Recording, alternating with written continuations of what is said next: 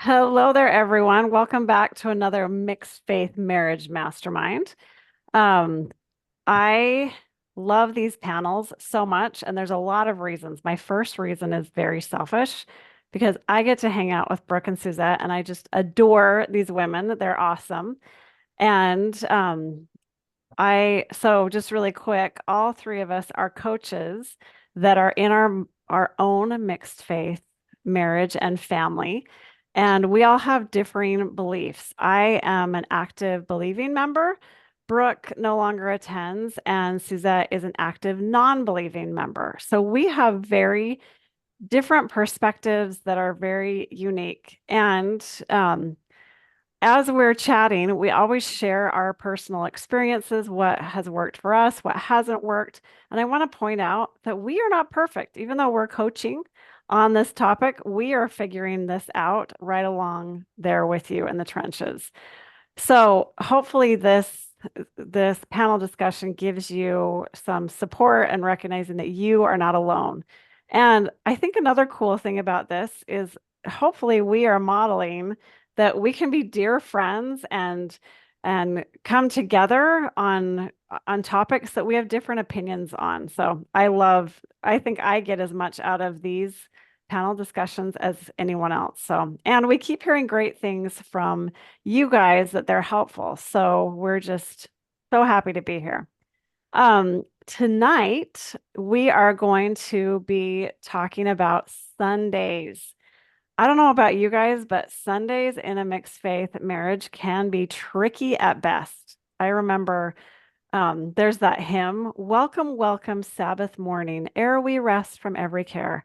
And I wanted to literally like poke my eyes out. That song was just like, oh, this is the day that is my hardest day of the week and so stressful. And yeah, that I was not living that. So we want to talk to you about that today. Um, so the first thing that we're going to talk about, well, do you guys have anything you want to say before we jump into our questions? Jump on in. Okay, let's do it. We're going all in. Um, so the first thing we want to talk about is how we have handled Sundays in our own families. And the first thing let's talk about what has not worked, because I've got plenty of those stories. So who wants to go first? As I was sitting here thinking about what I'd written here, I realized I kind of had a narrow, like I've only answered this question narrowly. I was thinking specifically along the lines of like kids for some reason. And I'm sitting here and I'm like, whoa, I could have, but we're going to talk about kids. My angle is talking about kids and how to Sure. handle family. And I think I probably honed in on that because that was probably the like sensitive part in our family. Like some of the other stuff wasn't so sensitive, but like what to do with the kids was one of like the first questions that came up with my faith transition. And it was one of like the most scary questions that we grappled with. So I'm just going to talk about that. And this is what didn't work because I know exactly what didn't work. Mandates, inflexibility, not being willing to revisit and readjust, bribes. These are all things that did not work. Or creating some sort of rule that we like, that we were thinking would just last for years and years and apply equally to all of our children did not work. Yeah. I can say for us, we are currently in a phase of things not working. So this was easy for me to speak to. So my husband works at least 2 Sundays a month for his job. So I always, before I took the kids, whether he was there or not, and then after my faith shift, my husband is very flexible. He's not rigid. So it was kind of like, well, I chose that we would go as a family on the weeks that he was there and that he wanted to go. And then those other weeks, he's okay with me choosing whether I want to go or take the kids or not. He's flexible. So currently, what we were doing is if dad wants to go to church, we all go. It's kind of what we do. And if he's not, then sometimes we go just a second hour because I help in the nursery. So sometimes I need to be there. Sometimes I don't. Sometimes we don't go. So, but what is not working is now I have a 15-year-old and a 13-year-old. And I'm quickly learning that teenagers, if they don't want to do something, it's really hard to make them do something they don't want to do, like get up for 9 a.m. church. So it is currently not working. Our plan of, hey, we go on these Sundays and these other Sundays, sometimes we go, sometimes we don't, is there's a lot more pushback now on all the Sundays. Why do I have to do this? And a lot of grumbling. So we're at a phase of this isn't working and we got to revisit. Like I have a teenager now. I have a 15-year-old, almost 16, and maybe it's time to say, hey, like you get to choose. It's totally up to you. So my husband and I haven't had that conversation yet. Just busy summer, but it's one of those things that's kind of been slowly building and we need to kind of, okay, what's this? What are we going to do now? Because currently it is not working to make teenagers do anything that I would like them to do or that my husband would like them to do. So funny, surprising how that works. Doesn't get any easier when they're adults either. Sorry to. I know. Okay, well, I want to go back to when my kids were younger because mine are all older now. I've got 14, 20, and 22. But when my kids were little, and that was when my husband stopped going with us. And I don't know, have you guys ever seen the Norman Rockwell painting of it's the wife taking her three kids to church and they're all dressed up to the nines and looking good, and dad is hiding behind the newspaper, like so no one can see him. That was my family, literally every other than my husband didn't smoke and the dad's smoking in this painting. But that was what it looked like. That I was very rigid. I would take my kids and it was like, we are going to church and dad's not going. So now it's my job and I've got to do it for all of us. And so I had so much blame and resentment. I remember one time when my 20-year-old was probably 3, I got my kids all ready and I'm marching out and already mad before I even go to church. And my 2-year-old puked all over the pews before church even started. And it was just like, I was just exasperated. And luckily, there were some cute little old men that were super kind. And they're like, you go home. We've got this. We'll take care of this for you. But then I'd get home and I was furious. I didn't want to talk to my husband. I blamed him for everything. I blamed him for my son throwing up, which he had nothing to do with. And so then he'd be like, hey, how was church? And even on the weeks where it wasn't a disaster, I was just like, it was fine. And I would be so passive aggressive and I would isolate myself and I would just be mad all day long. And that was not fun for anyone. So that didn't work for us. Let's look at what are some of the things that have worked. So let's go back to that question. I want to add something else that didn't work for me because it ties into what did. Something else that didn't work for me, and I noticed this right at the beginning, is when we were making a decision on whether the kids should stay or go, I found that I was watering down my preference, my desires, because I felt like I was like in the wrong, because I felt like I was the one rocking the boat, because I felt like I was already causing the problem.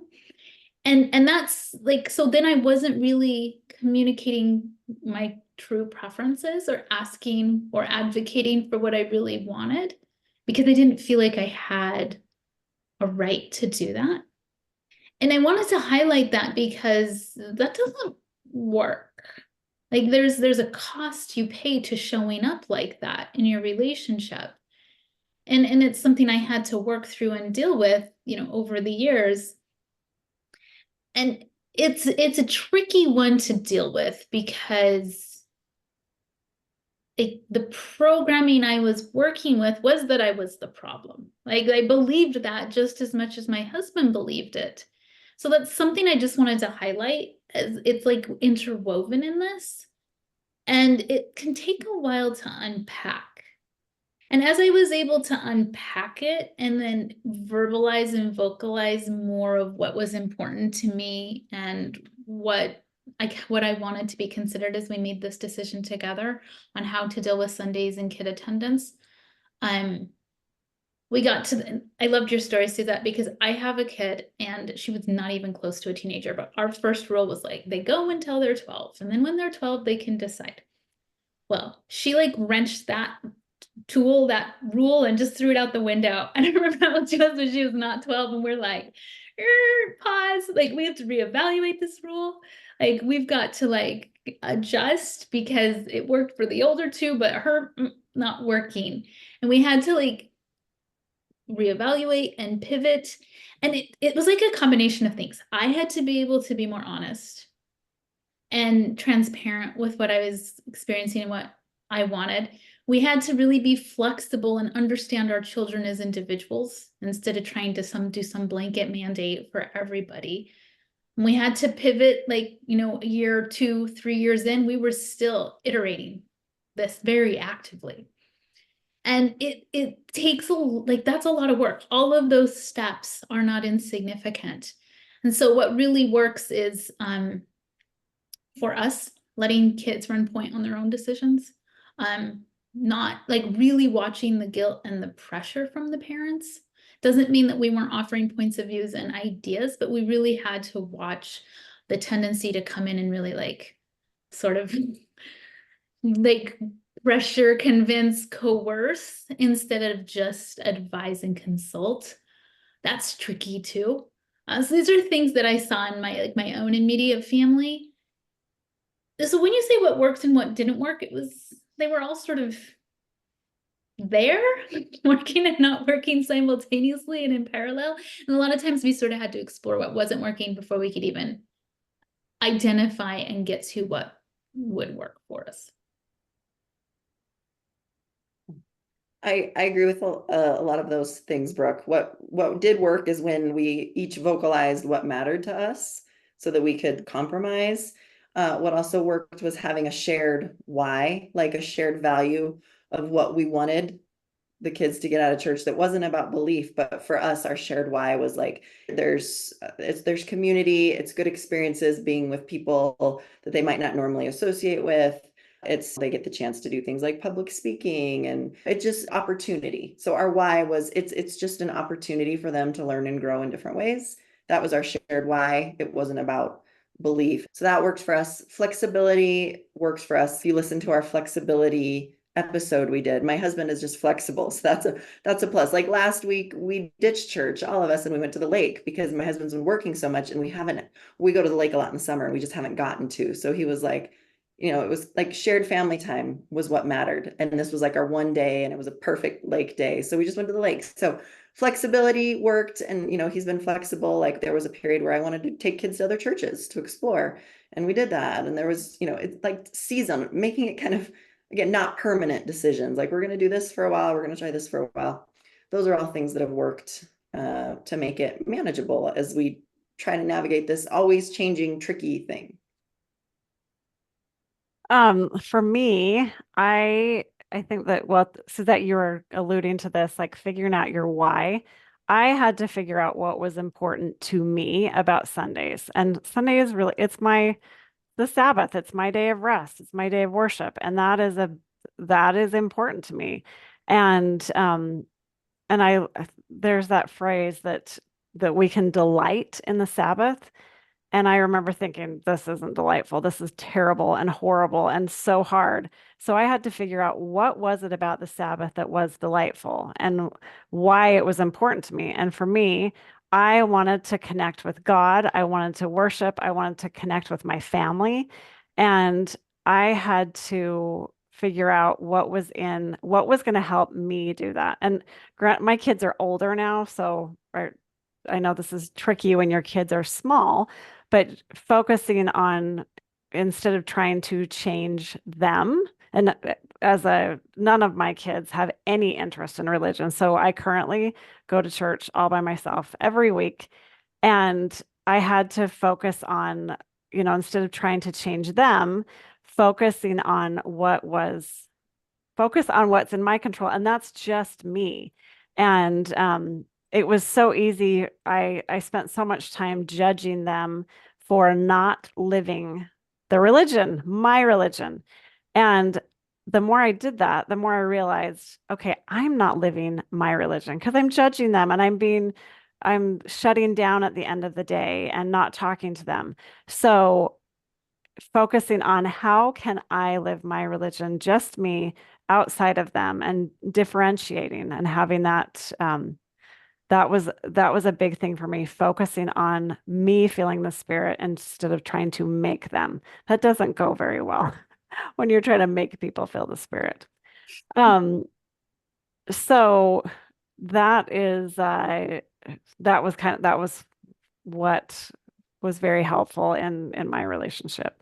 So let's talk about why are Sundays, why are they so hard? Maybe it's just, I think maybe other people it's not hard for them, but why do Sundays feel so hard in a mixed faith marriage? I'll lead out here because I have some ideas on this. I think they feel hard because a lot of like hard emotions come up.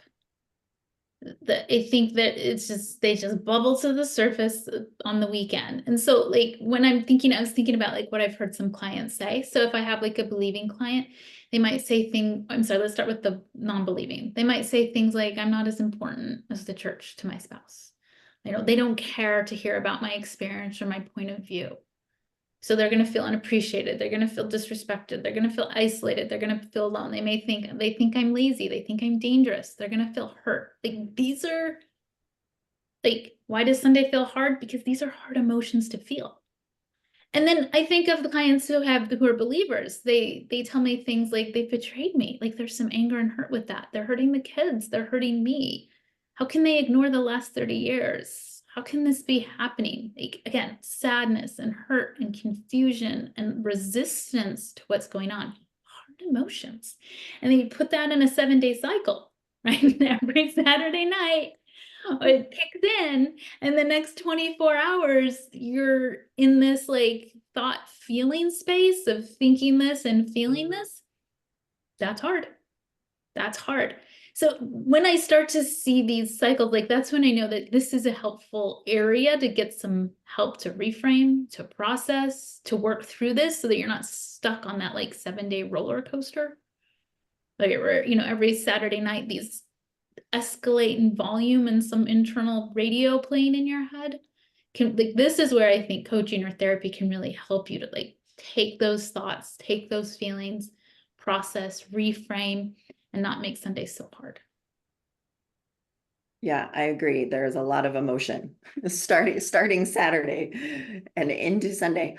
But I think another reason why they're so hard is they contain all the ingredients that any couples struggle with. Allocation of resources. Time is a very, very valuable resource, especially if you have little kids, if you have busy lives with teenagers. Like time is limited. And so how we spend time on Sunday, how we allocate our time individually and as a family, that is something that all couples struggle with. That is very ridden with conflict for any couple. I also think not just allocation of resources, but the tension of the I and the we. Like church is important to me, but it's not important to you, or it's important to me to do other things on Sunday, but you want to go to church. And that tension of how do we have both an I and the we? Those are things that all couples struggle with, all couples.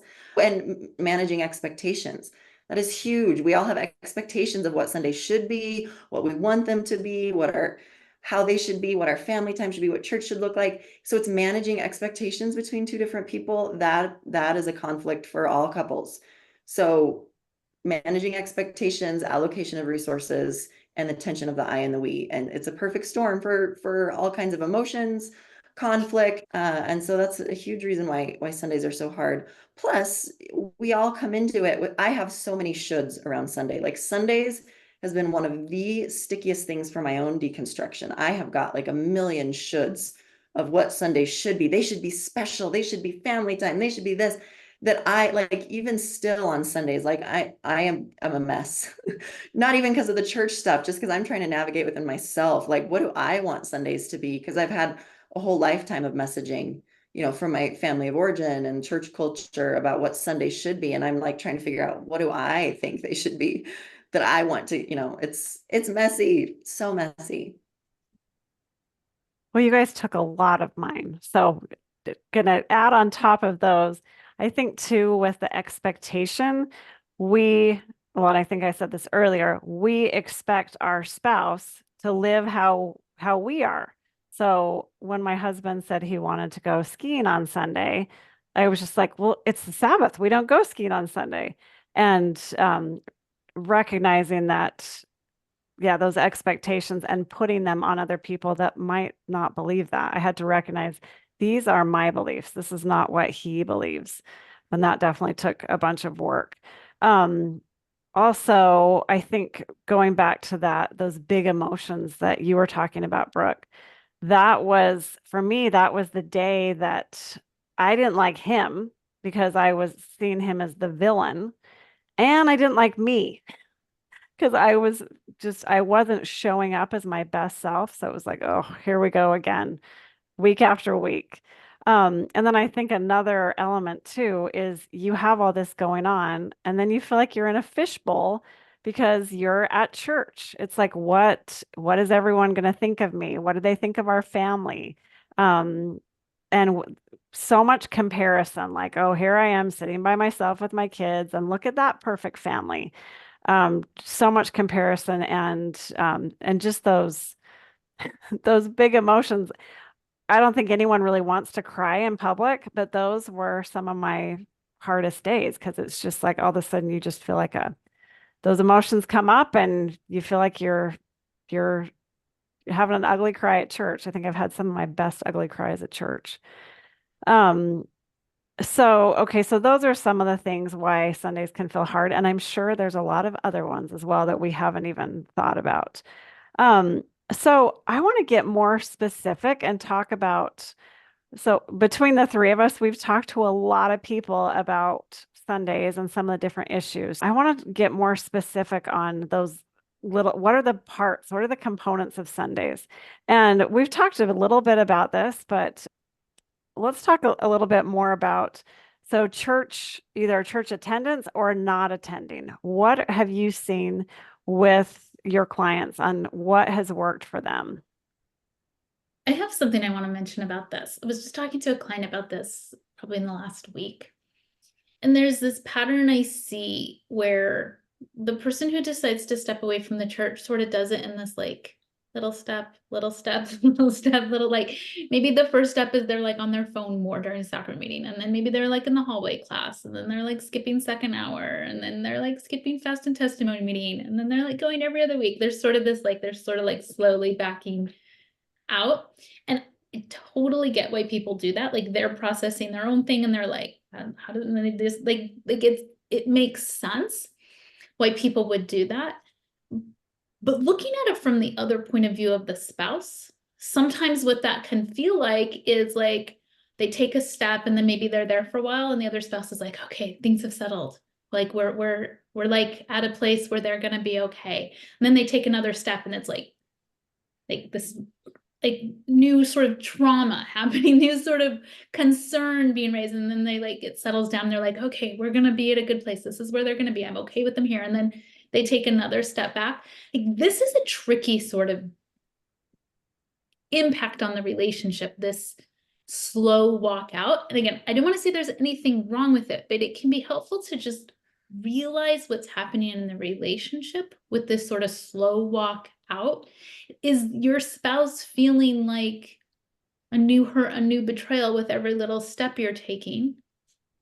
Are you doing it? A lot of times spouses do it because they want to protect their spouse. They're like, well, I'm just gonna slow walk this so that it's okay with them. And it ends up being harder on them, even though they think it's being easier on them.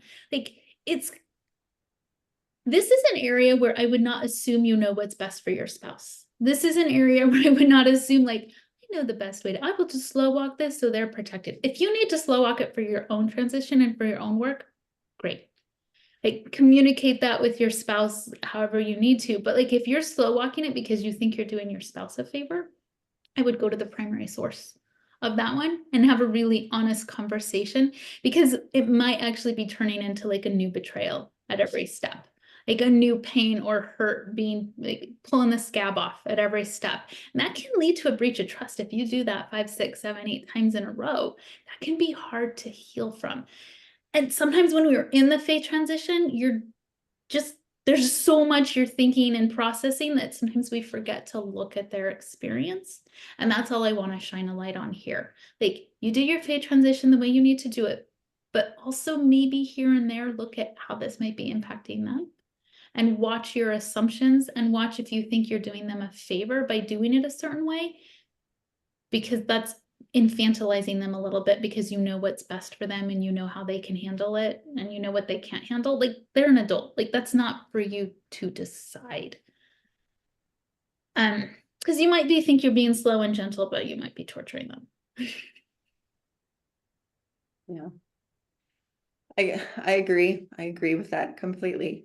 I think it's all about honest conversations. I think a lot of what I see work with couples around Sundays is when they really unpack what's at the root of this for them. Is it like, I don't feel like I'm prioritized? Like, I feel like you're putting more time and energy in the church than you're putting to me. Like, is that the root issue? Is the root issue like, I'm anxious about our kids' future if they don't go to church? Like, just needing to have these conversations. And sometimes you don't know what the root issue is, which is why, again, getting third party is really helpful. Getting professional help is so helpful to help guide the conversations to what the root is, and weed out all the surface stuff and really get down to the bottom of like, what is the hurt, what's going on, what's the fear, what's the anxiety, and then how can we address that as a couple. That's when I see couples start to make progress, is when they really can kind of get below the weeds, get out of the weeds, and really get to the root issues and address them. And often it's very predictable. It's like not feeling like I'm a priority. It's all the fear, not feeling valued, being anxious about the future, like all those very normal human feelings. Just getting to those, being able to discuss them, and then find, okay, well, how do we want to manage this as a couple to deal with this in a way that works for both of us? And I would add that I know for me personally, and so many of the clients that I work with, a really important question that we can apply to any of these things we're going to talk about is, what am I making this mean about me? My spouse isn't here. My child isn't here. And really getting honest. Well, I think people are going to think I'm a bad wife, or that I'm not a good disciple of Jesus Christ, or that I didn't teach my kids enough, or my husband, that we take things very personally, and we think this is going to reflect on me. I think that's a really important question to ask with any of these. Um, okay, uh, let's talk about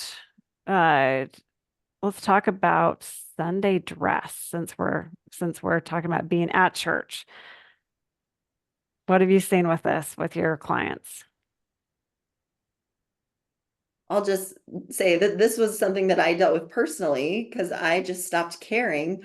I went to other churches and saw that people just came in their normal clothes, and that was so nice.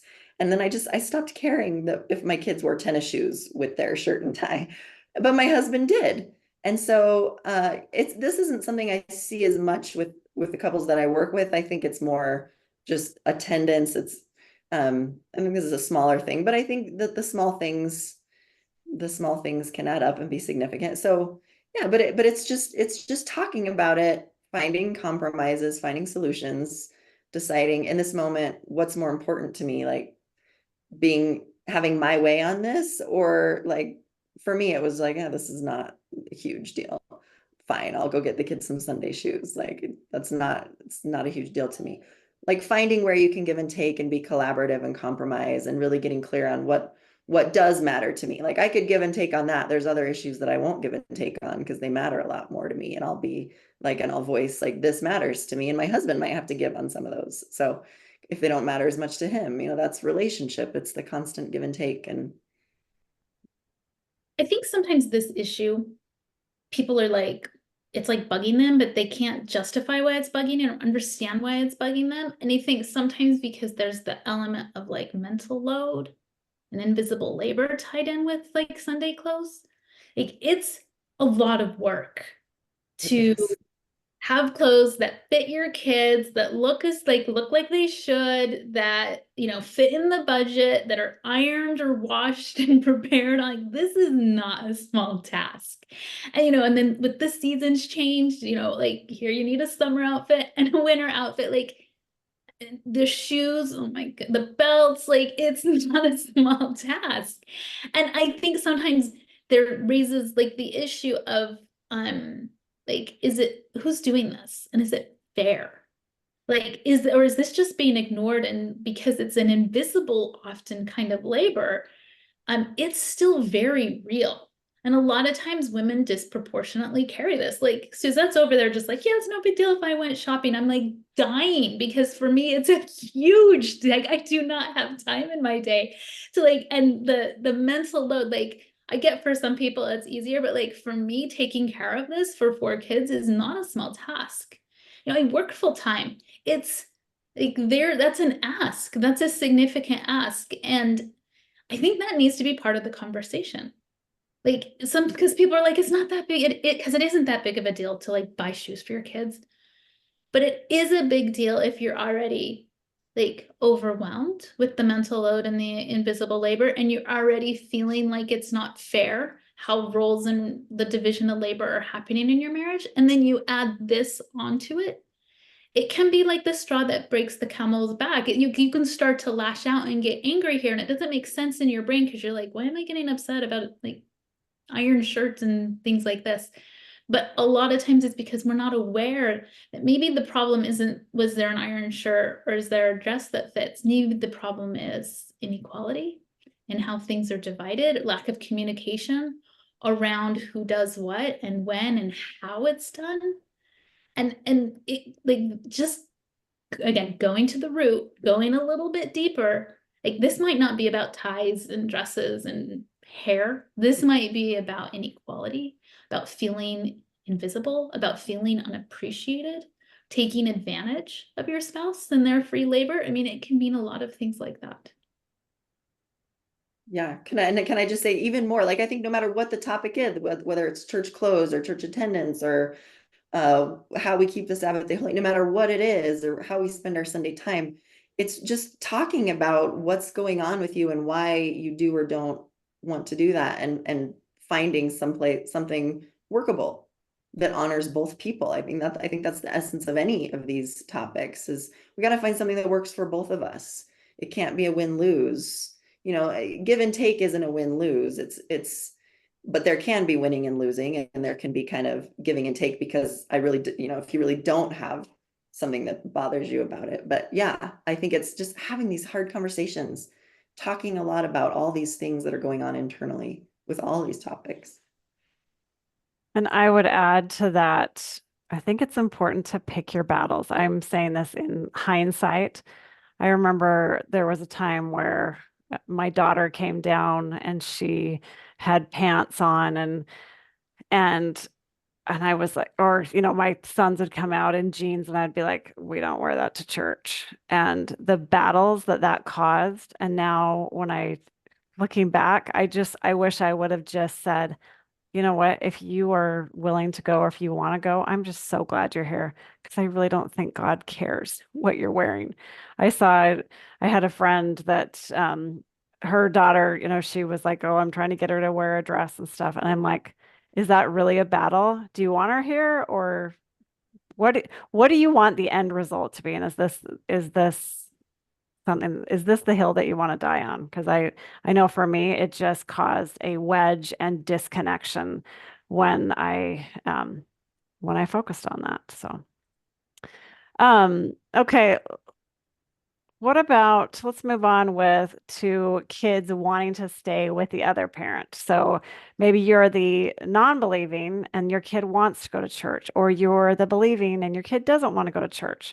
What are some things that with that? This is a really hard place to be, because a lot of times one parent will feel unloved or rejected or outplayed.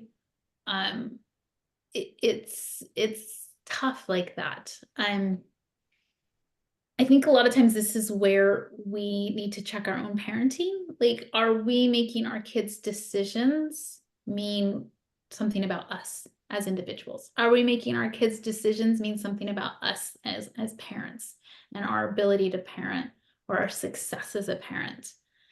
And when we can decouple our kids' decisions from our identity and our personal like sense of worth, I think that can be a really important piece here, because when those are coupled up and we're like, well, if they don't do this, then I'm a failure or I'm failing, that's tough.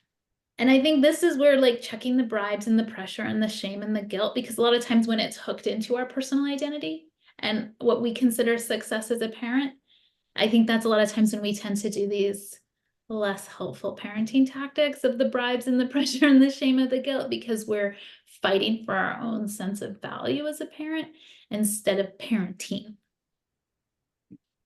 I think, Brooke, that was the very thing that when I was introduced to coaching that got me, because I felt like I was a total failure as a mom because my kids weren't going, my husband wasn't going. I was the young women's president, and it's like, oh, I'm such a failure. Recognizing, hold on a minute. I am doing my best as a mom. I can be a fantastic mom and not have my kids' behavior and their results have anything to do with my success as a parent. That was a huge thing that got that's why I fell in love with coaching, was that very concept. Okay, sorry, Suzette, I jumped in. No, that was great. I think it a lot of it too depends on how old are your kids.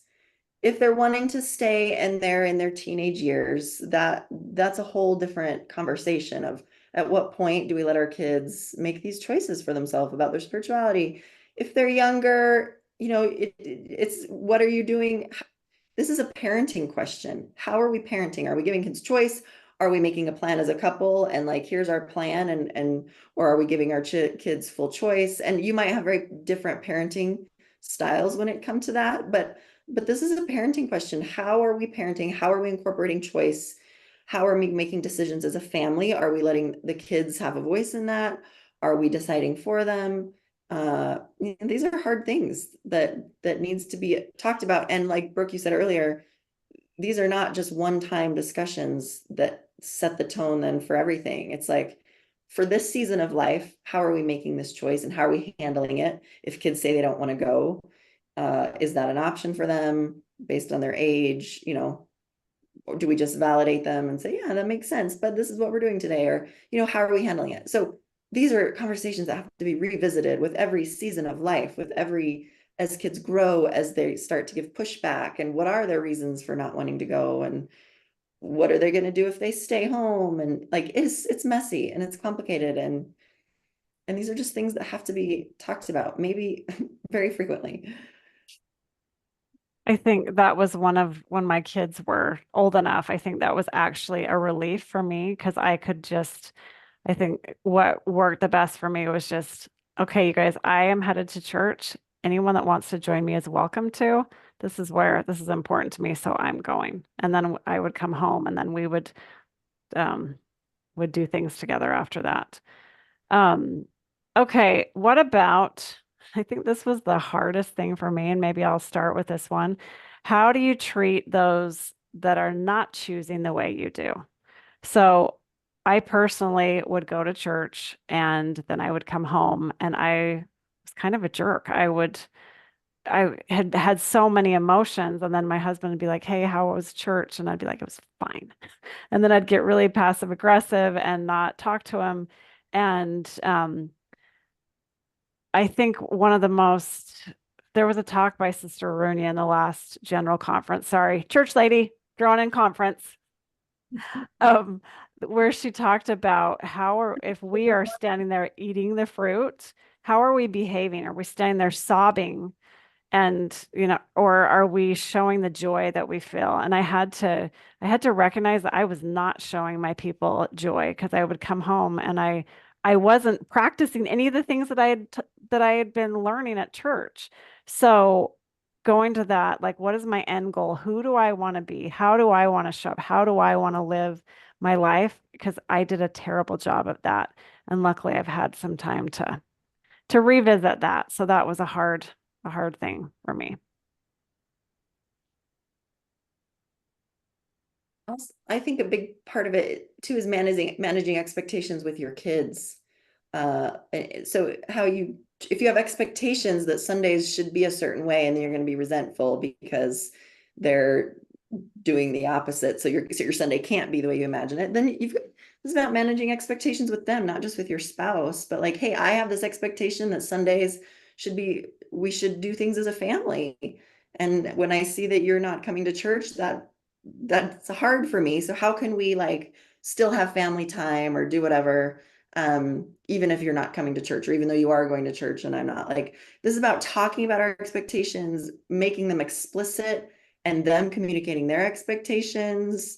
Well, what I want Sundays to be is this. And I think that helps create respect, so that we're not resentful and angry just because people are not doing what we would like them to do, is understanding that they have their own expectations, and working as this unit. Like, how can we manage everyone's expectations so that we don't all end up just mad at each other and angry and resentful and being jerks to each other? This is all hard relationship stuff.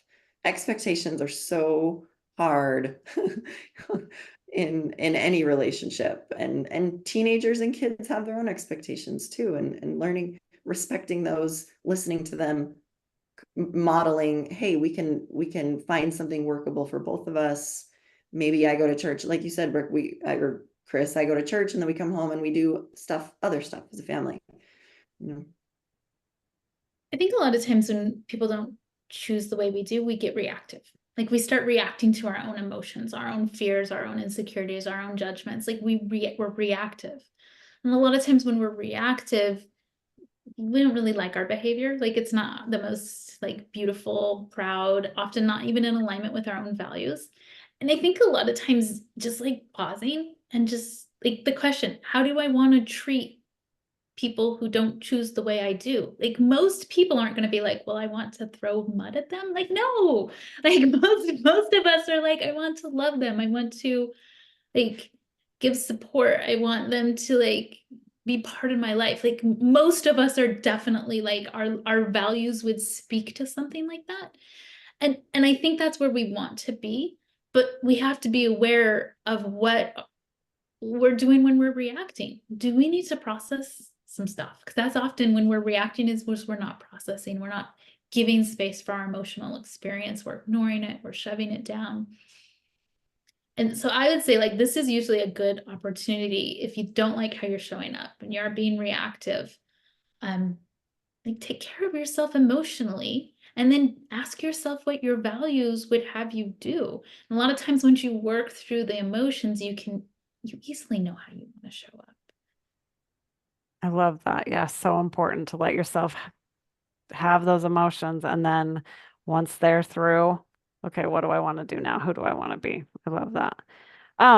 Okay, what about supporting family members? So this could be supporting them at church, like maybe they have a talk, or maybe it's supporting them, how do we support the person that's not at church? What have you seen that's worked? Yeah, I want to jump in on this because I don't go to primary programs and I don't go to talks ever. And sometimes I feel bad about that. Like, sometimes I'll like read something online and they'll be like, always go to your kids' primary programs. And I went to church and I hated it, but I wanted to support my kids. And I'm always like, am I a bad person? Like, it sort of catches me every once in a while. And I want to say this about that is parenting is not one size fits all. Like, some parents going to the primary program is like a beautiful, wonderful thing that they do. And for some parents, going to the primary program is totally not necessary to show up as a good parent. And so, like, you gotta, like, this is something I grapple with, is like watching other parents make decisions and letting that be okay for them, and letting me make decisions for how I show up as a parent and letting that be okay for me. Because I need to be balancing a lot of things. And my goals as a parent might be different than other people's goals as a parent. My interactions and what I value as a parent is probably different. So, like, for instance, for me, it's much more important that I have personal connection time with my kids than that I listen to them sing a song on Mother's Day.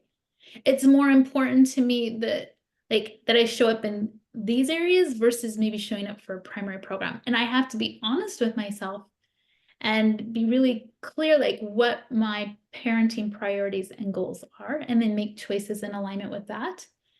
And honestly, going to talks and primary programs and song singing, not part of that. But I do kind of notice the pull of guilt, and then I have to remind myself, like, I've made these decisions consciously, like from my executive functioning, good parent, like I'm doing okay. I don't need to beat myself up for something that works well for somebody else and that doesn't work well for me. Yeah, it's to me, like I think that summarizes what like the tension of the I and the we. What does our we look like in our family? It doesn't have to look like me showing up for these things. It could be me asking you how it went afterwards. You know, like for me personally, part of how I support my spouse is going and taking the kids. That works for me as part of our we, but other people's we might look different. And it might like they might create a we in a very different way. So it's that constant like experimenting and talking about like what is our we? How can we support each other and be a unified unit, regardless of whether I show up to watch a primary program or I write my kids talk? Like, how else can I support you? How else can I support the kids? How else can I be like we be this family unit? And I think there's so many ways to do it, and you can be creative. And I think that's part of the problem with Sundays is we have these like very ingrained messages of how it should look and how it should be to the family unit and family time and family spirituality, and really just shattering all that and creating something that works with your unique family. And there's lots of ways to do it. So like, I'll just give a quick example. My son was assigned to primary talk. I didn't want, it's just, I don't enjoy that anymore, like helping them write talks. So I just used AI. I used Chat GTP and had it write a talk for my son and give it to my son. I'm like, yay me, I'm an awesome mom. So there we go. My son wants to do it. I helped him out, but yet I didn't have to expend any energy. I said, Chat GTP, write me an LDS primary talk that's like 3 minutes about this topic. It did it beautifully. It was perfect. So, and it worked for me. And yet I was still supporting my kid, but I didn't expend like an ounce of my like inner energy like on that, because it just doesn't, that wasn't important to me. So little example. I think another thing for me was recognizing how was I supporting him not at church. My husband's a big runner, and I church is important to me, so I go. And there's a lot of times where I can go cheer him on at a race before church or after church, and recognizing like, what am I doing to support him outside of church? That was a big thing for me. And yeah, just recognizing, looking at that both ways, that there's support goes both ways. What does love look like in this situation for him? What does it look like for me? I love that. I love that question. Um, okay, let's talk about keeping the Sabbath day holy. We probably need to kind of combine some of these instead of going through all of them, but let's talk about keeping the Sabbath day holy. I remember talking to a client about this thing, and they were like, birthdays, rock climbing, like what do we do about this kind of stuff? Like one partner wanted to do it, one partner was like, that's not keeping the Sabbath day holy. And it was a tricky dynamic for them to work through, like what's off limits, what's okay as far as activities like this. This is what I'll say about that. These types of like deciding what your family is going to do regarding Sabbath day activities, I think a lot of times it boils down to, are you listening to your spouse? Are their ideas considered? Are you being listened to? Are your ideas considered? If you have a suggestion or an idea, or you want to make a change or implement a change, is that heard? Is there room to receive what you're saying in this relationship? I think a lot of times these issues aren't, do we go to birthday parties, or do we climb rock walls, or do we go to parks or ride bikes or swim? I think a lot of times these are issues of like, is there equality? Are we dismissing what the other person is saying?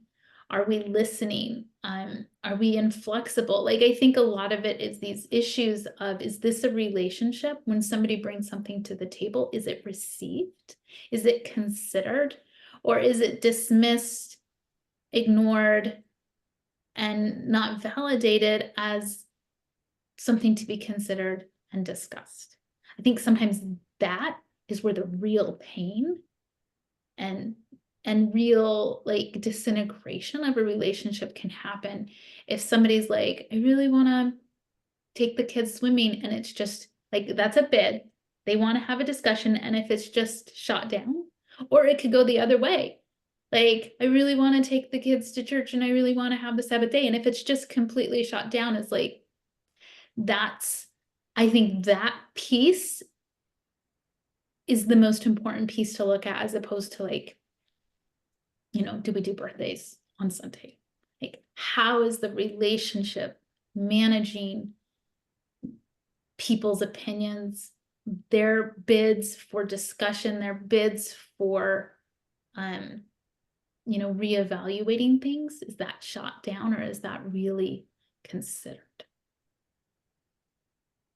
And I think even outside of mixed faith marriages, Sundays are hard, I think, for even when both people are in because of these things. Like, we live in a different generation than the one we grew up in. Like, there is, I mean, at least where I live, if you want to be on a sports team, there's going to be Sunday stuff. If you want to be on any club team, there's going to be Sunday stuff. It's a different time. And I think we need to put away all the shoulds. Like, what did keeping the Sabbath day holy look like when I was younger, when I was growing up?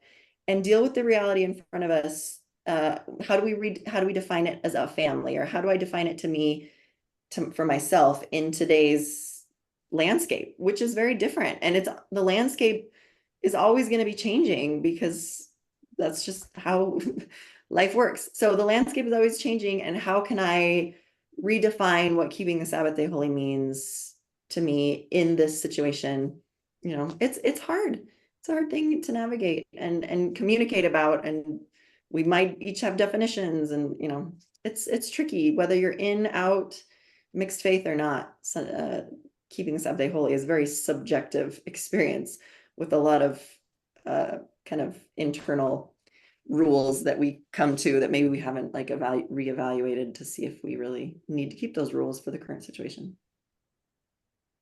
I think for me with the Sabbath, that's my day of rest. And that has kind of changed over time um, and I found what works best for me. I want to have a day of resting from judgment of what I think my spouse should do, or a day of rest from blaming him, or a day of rest from wishing my family were different and fitting the mold.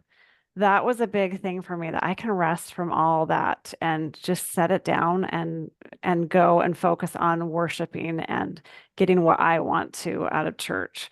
Um, another another Can I just thing say I love that, that, Chris? That's beautiful. pardon? Can I just say I love that? I just want to. That's really beautiful. Oh, thank you. Another thing that I think has helped, like I don't go shopping on Sunday. I still have there are things that I do and I don't do on Sunday. But if my husband asks me, like, if I want to go, like if he says, "Hey, let's go to lunch, or let's go do this," I used to say like, "Nope, I don't do that on Sunday."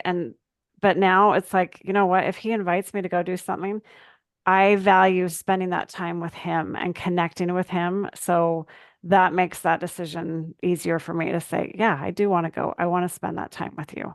And just looking at what is important to me on the Sabbath, that, well, it's my family and connecting, and that the whole sports thing. I live in Massachusetts and sports are on Sunday. And I used to, I kind of cringe now, but I used to be like, you know what? We don't do sports on Sundays. And then if my kids chose to, then I would go to church and I wouldn't go to their games. So I was keeping the Sabbath, and I'm putting that in quotes, but then I was sitting by myself at home reading my scriptures or whatever while my family was off doing other things. So for me, it worked better to that I do want to be that mom that goes and cheers at the game. I do. I go to church and then I support them in what's going on. And that won't work for everyone. I think that's one of the biggest things. You have to figure out what works best for you and your family. And it's not easy, as we've all said. Any last questions or other thoughts that you guys want to share, or anything else that you want to bring up? I've been thinking about, like, I really liked what you were saying about how you do Sunday as a day of rest, like rest from judgment. Like Suzette mentioned, I loved it too. And I was thinking, like, actually, I take Sunday as a day of rest. Like, I still subscribe to that idea, like wholeheartedly. Like, like staying home and resting. I think I find that that's really valuable to me, and I really enjoy that concept. And I'm going to adopt, like, not just resting my body, but also resting these things that you were mentioning.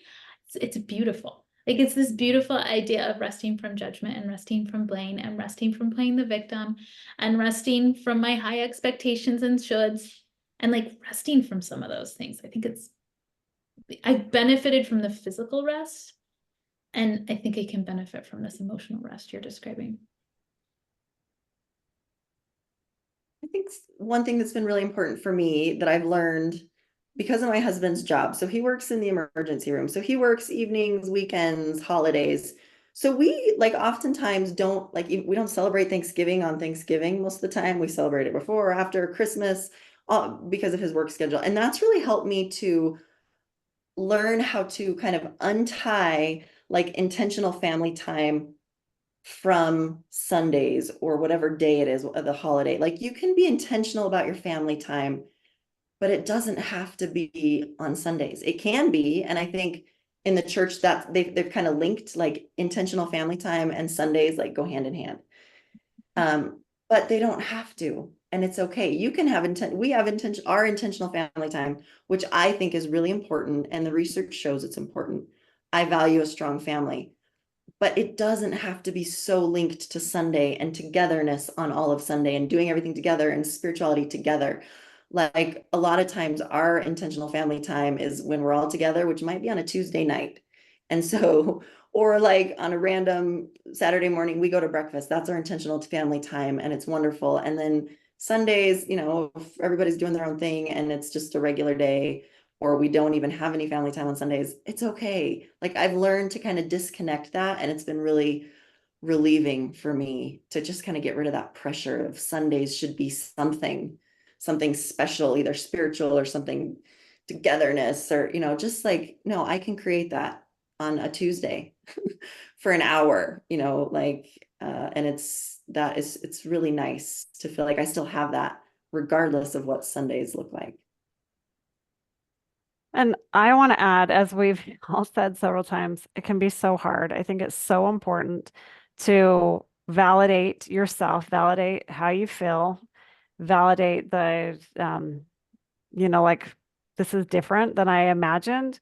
And I think one of the most important things is compassion. I I think compassion is one of the most beautiful things. Compassion for you, compassion for your partner, compassion for your kids. Like I'm talking the Costco sized bag of compassion, a big old bag, like the Costco chocolate chips.